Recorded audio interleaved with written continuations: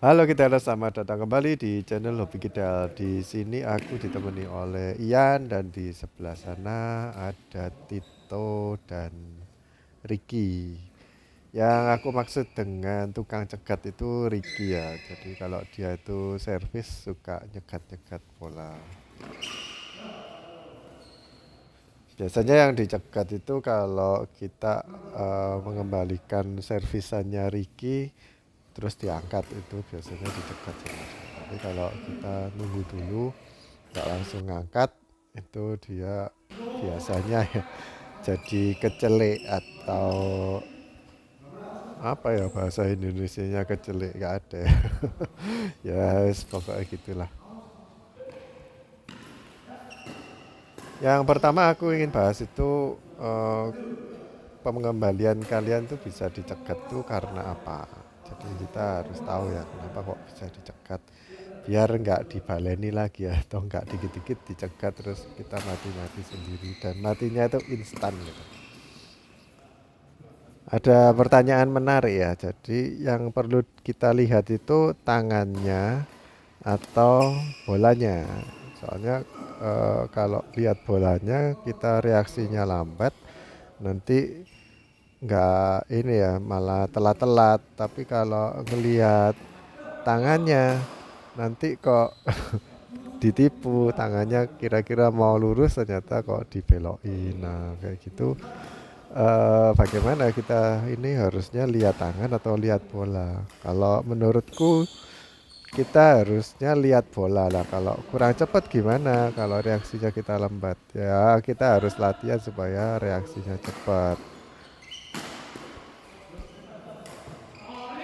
Tapi aku ngelihatnya gini, kalau kita lihat tangannya dari lawan, itu buat kayak initial warning atau peringatan dini. Kira-kira bolanya itu diarahin kemana, tapi kita nggak boleh langsung gegabah ya. Jadi kalau sudah tahu kira-kira bolanya di sini ditempatin, tapi kan belum tentu 100% benar ya asumsi kita. Kecuali kalau kita itu mainnya cepat, biasanya lawan itu nggak sempat untuk nipu-nipu, soalnya agak sulit kalau kita mau nipu tapi gerakannya cepat. Yang aku maksud cepat itu kayak drive-drive lurus ya. Itu biasanya nggak bisa ditipu kalau kita mainnya drive-drive lurus. Mungkin cuma bisa ditahan bentar terus dibuang lagi ke belakang. Tapi pada akhirnya nanti jadi ngelop. Soalnya eh, biasa nipu-nipu itu kebanyakan ngelop. Terus ya kalau di lob sama lawan sebaiknya yang pemain partner kita harus ini ya harus cepat reaksinya untuk nyerang lawan. Kalau yang di belakang partner kita ini cuman diam aja terus di lob terus ngembalikannya ngelob lagi. Nah, itu kita jadi kesulitan untuk dapat poin soalnya enteng banget buat lawan, nggak ada serang-serangnya dari kita buat mereka. Ini adalah salah satu caraku untuk menghindari dicegat. Jadi maju dulu tapi nggak langsung dipukul. Terus tunggu bolanya deket baru kita pakai pergelangan tangan atau volley untuk buang bola ke atas. Itu lawan bakal nggak bisa cegat kita. Ya kebanyakan ya nggak 100% berhasil caranya kayak gitu. Kalau kita lihat atlet-atlet main ya, itu kenapa kok kalau mereka servis langsung dikembaliinnya itu di daerah net, jadi jarang kalau diangkat ya. Dan mereka kok bisa kok tipis gitu. Nah itu ngambilnya itu sebelum koknya itu tiba atau ngelewati garis yang ada T-nya itu. Jadi mereka udah ngerti ini koknya bakal eh, masuk atau enggak. Kalau atlet ya pasti udah ngerti ya, udah tahu. Bahkan sebelum bolanya dekat lantai itu udah tahu ini bolanya masuk atau enggak. Makanya mereka itu berani untuk ngambil lebih dini atau lebih awal sebelum ya pokoknya udah lewat dari net itu langsung diambil. Ya sedikit spekulasi sih ini mau masuk atau enggak itu mereka sedikit spekulasi, tapi mereka pasti udah tahu bola yang biasanya masuk yang mana, yang enggak yang mana. Tapi kalau kita-kita yang main, biasanya kan servis dari lawan itu belum tentu masuk kan. Jadi makanya kita ngambilnya itu juga agak belakang. Ya, soalnya kita juga nggak tahu apa, nggak terbiasa gitu ngambil di depan. Tapi kalau mau cepat ya, misalkan kalian di poin-poin kritis itu ngambilnya langsung di depan aja, entah itu mau masuk atau enggak. Kalau mau langsung cekat, kalau usah spekulasi, langsung aja diambil sedini mungkin. Soalnya kalau udah deket di garis stage itu, kalian ngambil mau ngasih net itu kan agak ini ya agak sulit, terus nggak bisa tipis. Ya kayak yang aku tadi awal-awal permainan ini uh, ngembaliinnya ke net, terus sama Ricky langsung di net kill. Nah itu jadi sulit, atau meskipun kamu ahli tapi kalau ngambilnya telat itu biasanya tetap nanggung walaupun cuman selisih 5 cm dari ketinggian net. Kalau lawannya juga bagus, net killnya mati kamu. Kalau atlet kan kalau ngenet itu cuman di ketinggian sekitar 2-3 sentian lah. Jadi untuk di net kill itu lawannya juga khawatir nanti fault.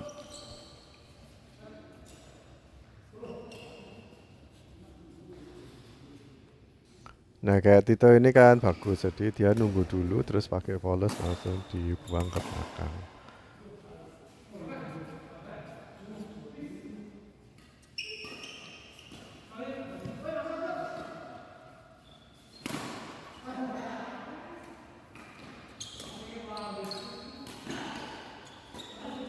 Nah Ricky ini return service-nya kan suka tipu-tipu ya. Jadi kalau kita ngelihat tangannya Ricky, itu bolanya kan seakan-akan mau dibalikin ke arah kiriku ya.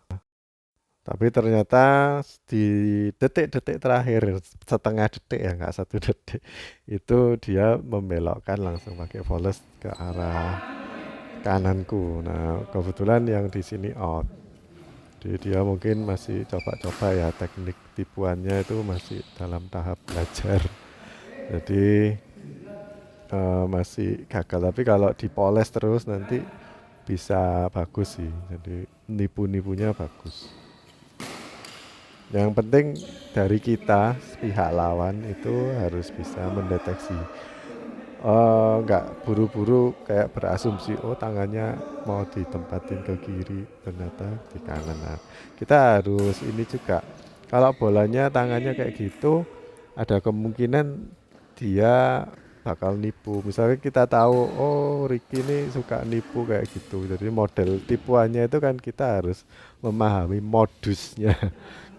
Kalau ada penipu di online itu biasanya kan kita harus mempelajari modusnya ya.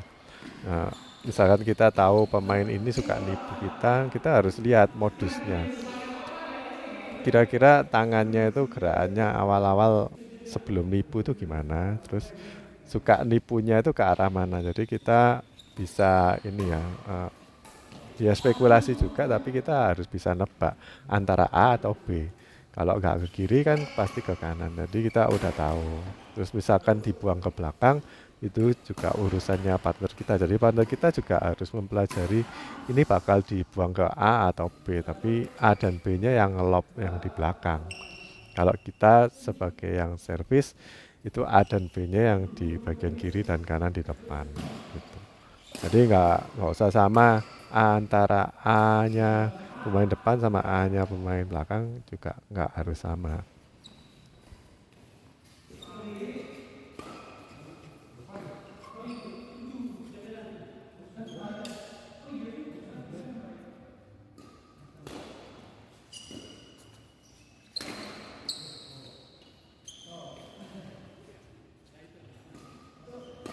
Nah, menghadapi lawannya suka nipu-nipu, terutama kalau mereka mengambil servis ya atau mengembalikan servis, itu bisa lakuin kayak Ian, jadi banyakin flick serve. Misalkan kita ngelihat lawan kita itu udah kayak maju aja ya, udah kayak mau nerekam aja, ya kita sebaiknya ngasih flicker gitu. Jadi mereka tuh biasanya udah berat tubuhnya itu condong ke depan, udah mau nyerang gitu.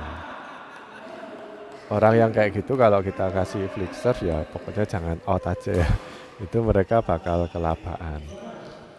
Dan kita sebaiknya ngasih berulang kali setiap kali servis ke arah orang itu ngasih flicker terus boleh nggak? Ya menurutku ya nggak masalah karena mereka melakukan kesalahan yang sama terus kan. Kalau badannya dicondongin ke depan terus ya otomatis kita harus ngasih ke flicker terus nggak apa-apa.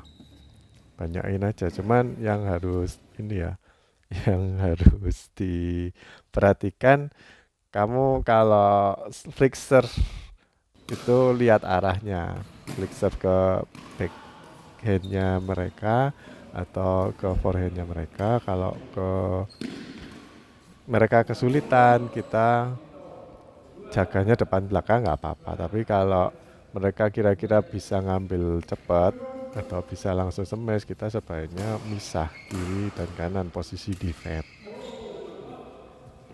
Terus walaupun mereka kita tempatin agak sulit, tapi di daerah pojokan kiri kanannya lapangan itu sebaiknya kita langsung jaganya kiri kanan. Tapi kalau kita ngasihinnya di lurusannya garis T, jadi di tengah-tengah lapangan, itu kita nggak bisa nggak apa-apa sih menurutku. Soalnya mereka bakalan nyemes ke arah tengah, jadi pemain belakang itu masih bisa mengembalikan.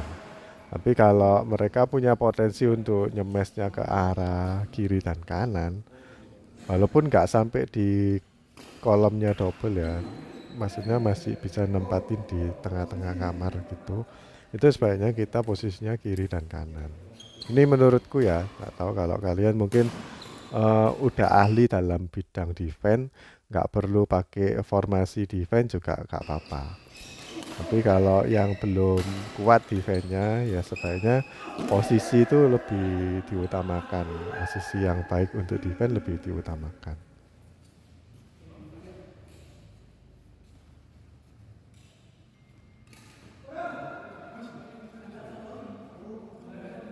Kalau tadi Ian nge-flick serve terus dapat poin beberapa kali ya kenapa aku juga nggak lakukan itu ya. Ini buktinya jadi aku flick langsung dapat poin. Ya sayangnya servis berikutnya mati.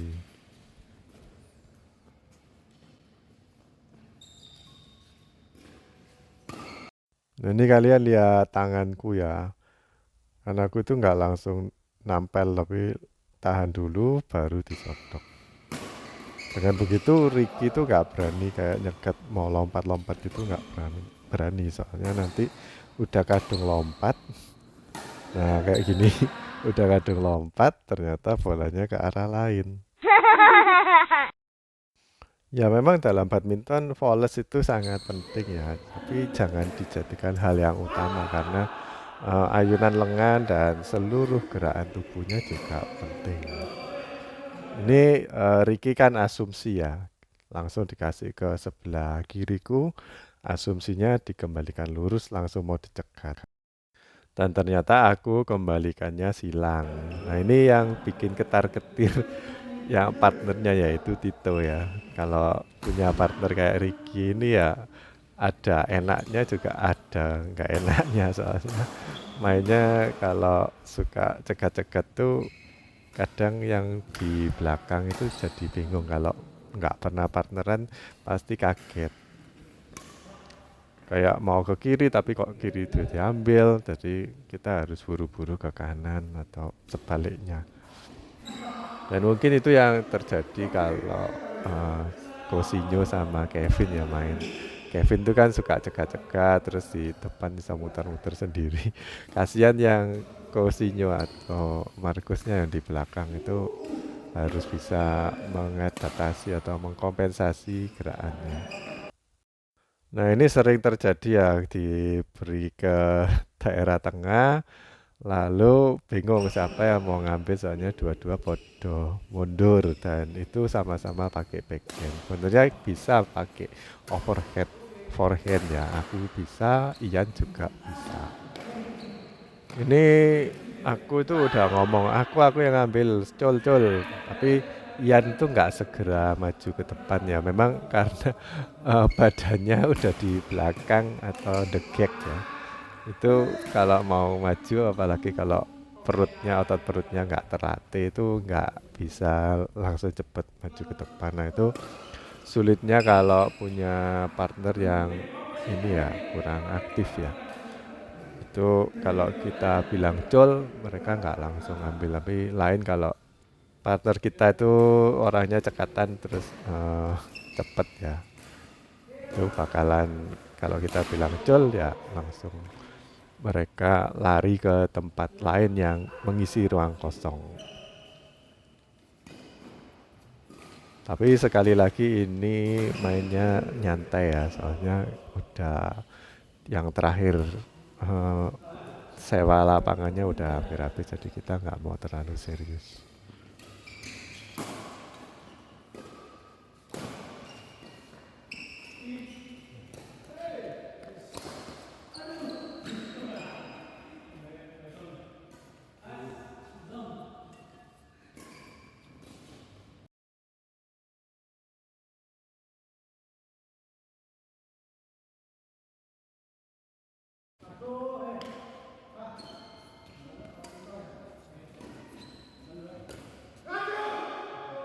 Ini flick serve yang gagal ya, soalnya Tito kan juga tinggi, jadi aku ngasih flick serve-nya kurang tinggi.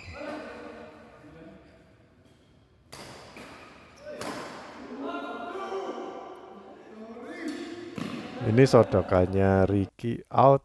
Rikinya ngaku kalau out, tapi Tito maksa katanya bolanya in. Terus Ian bingung, ini out atau in?